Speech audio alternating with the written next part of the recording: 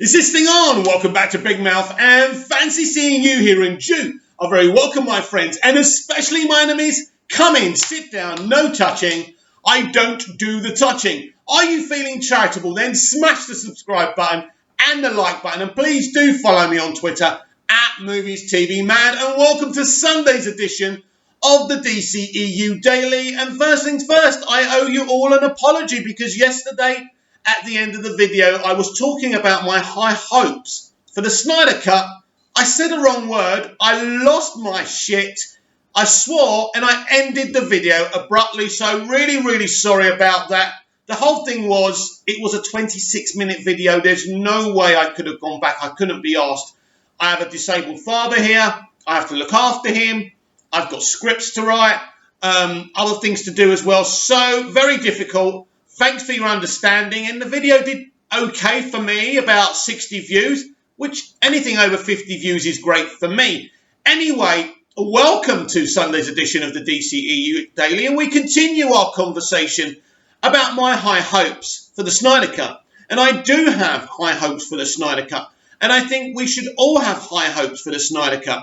I do feel, if you love Man of Steel and you love Batman vs Superman Dawn of Justice, there's no reason why you're not going to like this film. It's the same tone. It's the same type of stylized visuals. And the emotion is there. We've followed these characters in 2 movies already. By the way, what kind of binge should you have before you watch Zack Snyder's Justice League next year? Well, this is how I feel about it. I feel it's obviously Man of Steel, Batman vs Superman Dawn of Justice. I wouldn't personally just watch Justice League after that. I think you should definitely watch David Ayer's Suicide Squad and Patty Jenkins' Wonder Woman, because that's the order you should view them at. And then you should watch Zack Snyder's Justice League, then continue your binge with Aquaman, of course. Aquaman is an interesting film to continue Justice League from because it really doesn't mention much about what happened in Justice League, because Justice League was an unmitigated disaster. They really didn't want to really connect Aquaman too much to that, but they do mention fighting Steppenwolf. So there's a conversation between Mira and Arthur about that. So there's a kind of connectivity there, but not much. But it will make sense that Arthur is where he is in that movie. But a lot of the reason that movie is the way it's like is because of the unmitigating disaster of Justice League. So, but that's the order you would watch it in. Then you'd watch Shazam. Despite what some fellow Snyder fans think, actually, Shazam may be a lighter movie and a family-focused movie, but it does give a lot of Easter eggs from the Snyderverse, from Man of Steel and Batman vs Superman. You know, Freddie Freeman mentions Superman, Batman, and other superheroes a lot. It is continuing in a way from the DCEU, not deeply, but it is part of that universe. And then Birds of Prey, which is really a spin-off of David Ayer's Suicide Squad, even though they wouldn't want to admit that, because that's the last time we saw Harley. I definitely feel that the DCEU in its entirety, and I can't include Zack Snyder's Justice League yet because I haven't seen it, but I'm very confident and I'm very excited. And I'm so happy that we're finally going to see it. I'm happy for us and I'm happy for Zack. Because, you know, combined, the fandom and Zack have really teamed up to do this thing. And the biggest success story of the Snyder Cut being released is that Zack Snyder beat the Hollywood system. And you don't know how hard that is to do. So, amazing. So that's how I would binge Zack Snyder's Justice League. That's how I'd watch it. I'd watch them all. And I'd watch Zack Snyder's Justice League after the first Wonder Woman movie. It's perfect. It's the way it should be viewed. That's how I would do it. Now, after that, what I would do is then after that, binge the trilogy back to back. Man of Steel, Batman vs Superman, Dawn of Justice, then Zack Snyder's Justice League. I'm very looking forward to seeing the movie in its entirety, though, when Zack puts it together as a 4-hour cut, and then we're going to get a noir version. Apparently, he hasn't confirmed that yet, though, has he? So that would be exciting. But definitely, I can't wait to see the movie as a proper 4-hour movie. So we're going to get both versions. And I must admit, when sections of the fandom leaked that Zack was going to put it out in as a mini-series, I was kind of, no way, Zach wouldn't do that. And then I came back the next day and said, listen, if this happens, it's fine. And it really is a business decision. It's better for HBO Max. And you've got to understand, they've got to do it in a way that maximizes money and subscriptions. And having it on once a week, 4 separate episodes once a week, and it continuing and having a cliffhanger, as Zach has already presented to Jim Lee and Walter Hamada and everyone at Warner Media, it's a bigger sell. So we have to support HBO Max. We have to support Warner Media's and AT&T's vision because they've helped us get this far. So massive high hopes for this movie. Now, there's been an ongoing debate about Supergirl in the Snyder Cut. Now, as you can see, again, I've got this wonderful Snyder Cut teaser trailer going on behind me on silent because I don't want the video taken away from me, or you're not going to be able to hear what I say if I've got the volume on.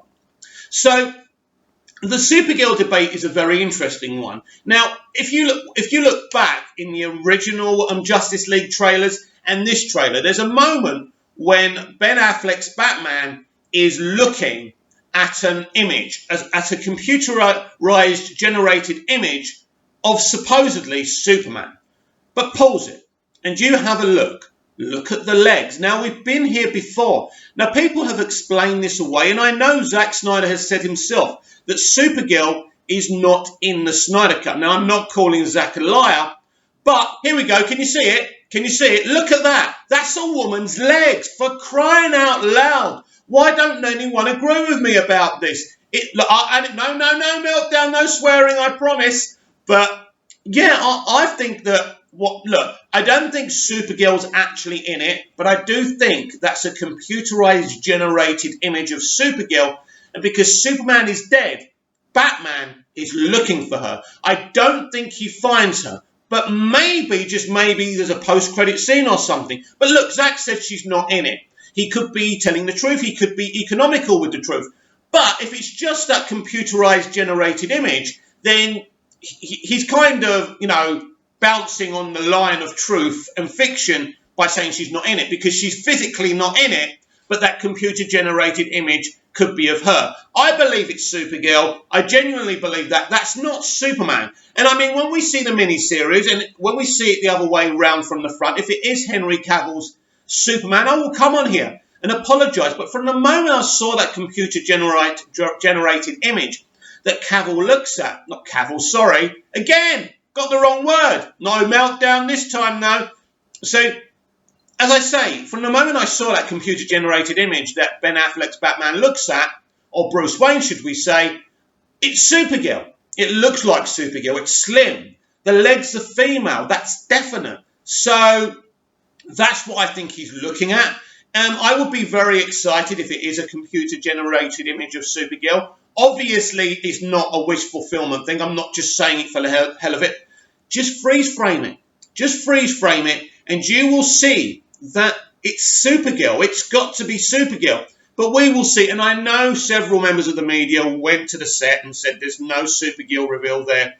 But then if they were going to surprise us with Supergirl, would they be telling us about it? There's got to be some surprises. Zack Snyder's already said we see barely nothing from the film in that teaser. And that's great. That teaser is just amazing. Just a celebration of getting the movie released. I can't wait for the I hope we get next time we do get an extended trailer. But I do feel that everybody's hopes should be high for the Snyder Cut, because if you like the other two movies and you love Zack's style, there's no reason to be worried about this. Now, people are talking about Chris Terrio. Chris Terrio co-wrote, obviously, Batman vs. Superman: Dawn of Justice. Did a great job, but people are talking about The Rise of Skywalker. The Rise of Skywalker's narrative was stolen by Kathleen Kennedy and Disney, right?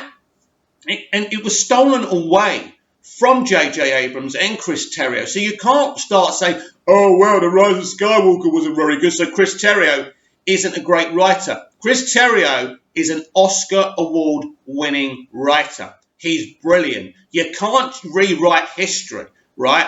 So I'm very much looking forward to seeing what Chris and Zack did with Justice League, because they both wrote this movie. So it's very exciting to see that more of the narrative for the DCEU in Zack Snyder's Justice League, the Snyder Cut, is actually from Zack's own mind, and it's not just the directing. So I'm very, very excited about that.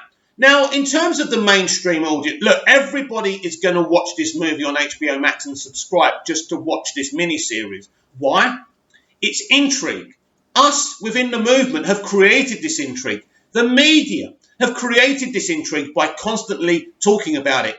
If you keep on posting hateful tweets about the movie and about Zack, you have created the intrigue as well.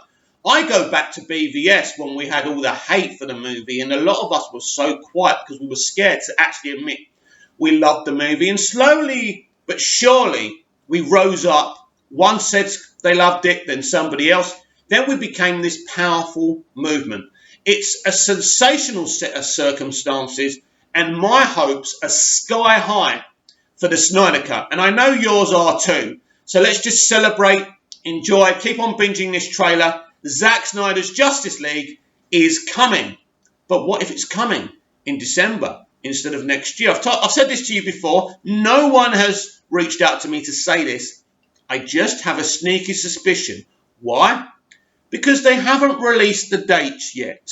It is very possible that they could have international streaming deals by December for this movie. I'm not saying this is definite. This is something I would love. But I am very suspicious why a date hasn't been announced. Now, in terms of a Superman movie announcement, look out for DC Fandom Part 2 on September the 12th. I'm very confident something's going to happen on that day. Many, many, many Superman panels on that day. So looking forward to Part 2 of DC Fandom. What AT&T and Warner Media are doing is extremely successful, and I couldn't be more happier with them and the future of DC live action. Comment down below, like, share and subscribe, and I'll be back tomorrow with even more DCEU Daily. Isn't it better when I finish the videos properly? See you tomorrow.